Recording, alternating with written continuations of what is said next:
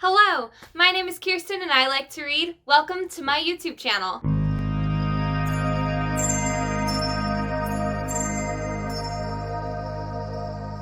Today I'm coming to you as a Booktube Newbie with the Booktube Newbie tag.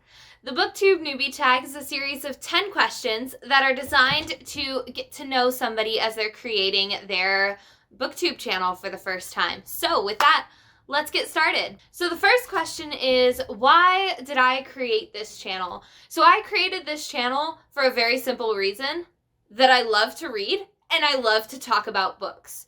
So you might have seen in one of my past videos that after I discovered BookTube, I would just sit in my room talking to absolutely nobody about the books that I was reading because I had opinions that I needed to get out into the world, and I am not the hugest fan of writing things down. What better place for me to talk about books than to a group of people who love books as much as I do? All right, question number 2. What fun and unique things can I bring to the BookTube community? So I think that one thing that's pretty unique about me as a reader is that I am a middle school teacher. And so being a middle school teacher, I'm constantly getting recommendations from my students. I'm constantly reading in order to give recommendations for my students. I want to, in the future, do some videos surrounding that, students pick my TBR and the like. I also find that many booktubers whom I love, there are many out there, tend to fall into one genre. I think something that is maybe unique about me is that I read across all genres, as you can see from my shelf. I connect with middle grade, young adult. I connect with classics and literary fiction. I connect with mystery and thrillers, fantasy, sci-fi. Everything that you could think of are books that I have books that I have read and loved. So I want to use this channel to explore all of those genres more with you. The third question is, what are you most excited for about this new channel? So one thing that I've always loved about BookTube is the community. And I know everyone says this in their BookTube Newbie tag, but I have found such a fantastic community within the reading sprints that I do every week that are usually hosted by Mel Reads or Mind of Molly. And I'm just so thankful for those reading communities. So through this channel, I'm hoping that I'll be able to solidify my community even more. Number 4, why do I love reading? I love reading because I love to get my brain working. And I also love to explore other worlds, both other worlds that exist in fantasy and other worlds in the sense of other perspectives and other little communities within the world that I actually live in. Reading a book that takes place in, say, Europe or South America or Asia can transport me to places that I've never been and places that might not be accessible for me to go due to, well, many reasons. So I love that aspect of transporting myself to a new place. But also I love to think. I love books that make me think, what if? What if there was actually another world that was secretly in our society that was magical? What if this were happening in my community? Where would I be in this scenario? That kind of thing.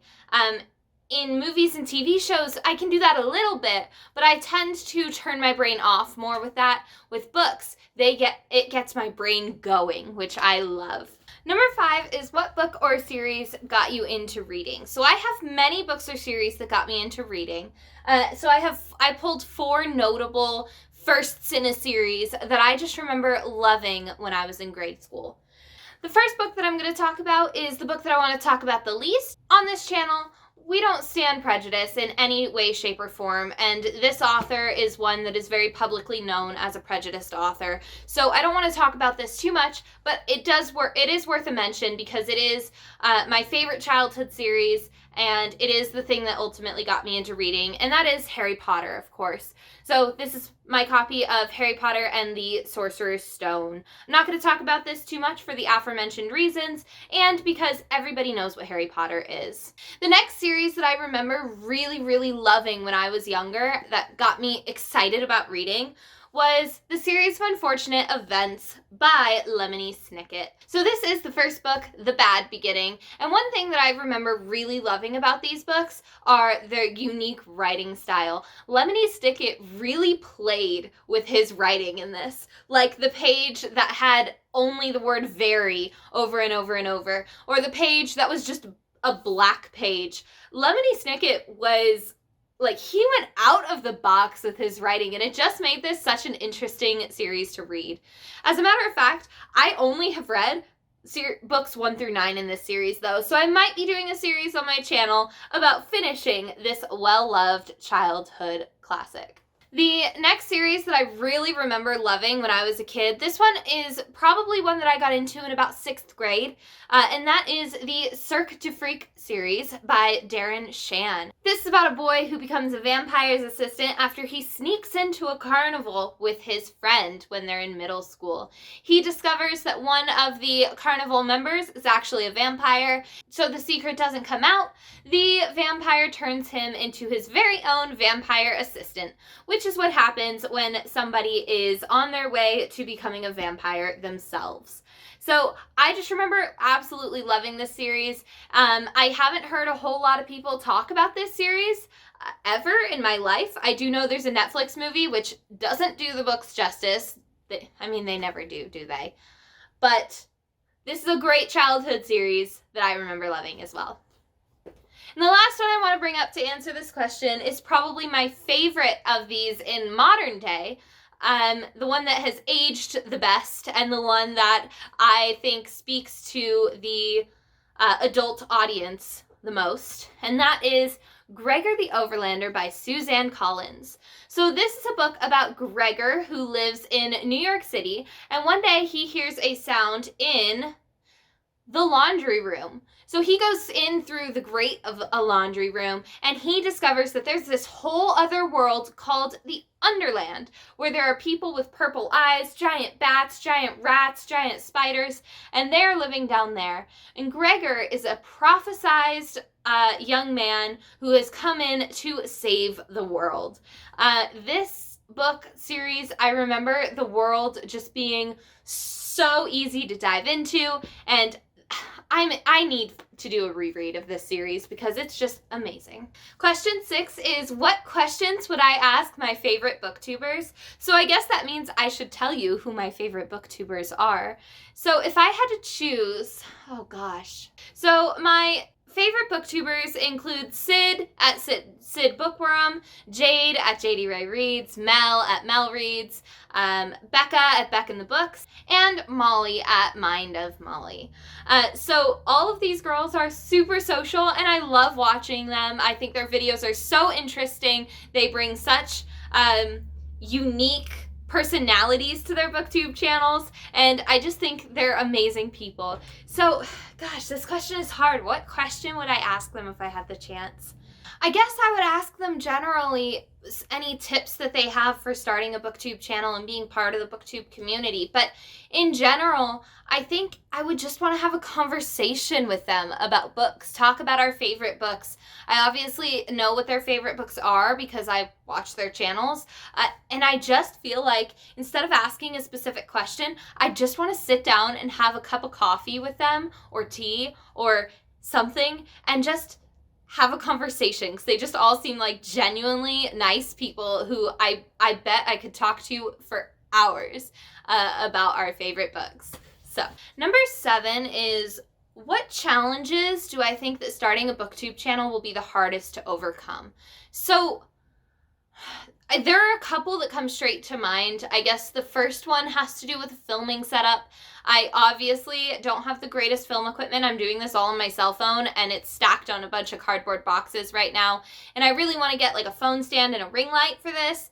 And the editing as well kind of goes into that. Just having the equipment to do that thing, that kind of stuff.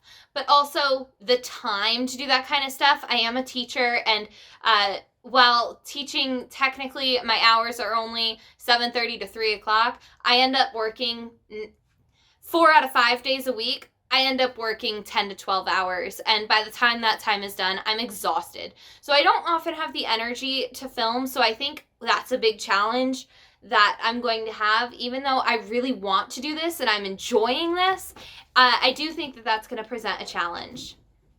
And another challenge that I think it's going to present is trying not to compare myself with others. That's always something that I've struggled with ever since I was a kid, but I just want to really focus on being proud of what I'm putting out there and making videos that I love to make, and not comparing what I'm making to what other people are putting out there. I don't want to compare my numbers and try and get down because of the number of subscribers I have or the number of watch hours I have, because that's not why I started this. I didn't start this to get subscribers. I started this to talk about books, which I can do with only a couple of subscribers. I don't need anything number-wise in order to sit here in front of my camera and talk about books. While I do think it's important to not compare ourselves with others, I also think it's equally important to watch what others are putting out there and to learn from them, to learn from the camera tricks that people are doing or the editing things that people are doing or seeing cool videos that people are doing and learning from that. And of course, building each other up, giving each other credit, that kind of thing. So I really want to make sure that I'm differentiating between learning from others and being inspired by others and comparing myself with others. I really need to keep that separate. Number 8 is, when did you start reading? I started reading the moment I possibly could. My mom started reading to me the day I was born, every single night, until the point where I was taking over for her and didn't want her to read to me anymore because I could read it myself. And still, every night, it was a big thing for me growing up that one of my parents would go into my room with me and read a chapter of my book or read a picture book or something like that. I don't really remember a time when I wasn't reading. That being said, there was a period in my life from like 9th grade until my freshman year of college where I really just wasn't reading that much. And I think it was because I was just so stressed with everything that was going on in my life that I didn't have the time to put into my reading. So then I started up reading again as the modern reader that I am in my sophomore year of college, which was about 5 years ago. God, I can't believe it's been 5 years. I'm so old. Number 9 is, where do I read? So I have an amazing comfy chair that I will put a picture of it in here so you can see it. But it used to be my grandmother's chair, and she recovered it for me when I moved into my new apartment. And that is one of my favorite places to read.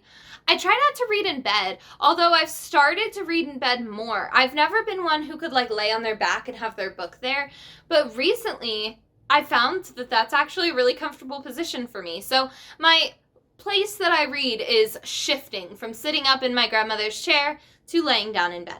And number 10, what kind of books do I like to read? I kind of answered that already. I read a little bit of everything. You can see behind me, I've got my classics, I've got adult books, I've got young adult books, I've got middle grade books.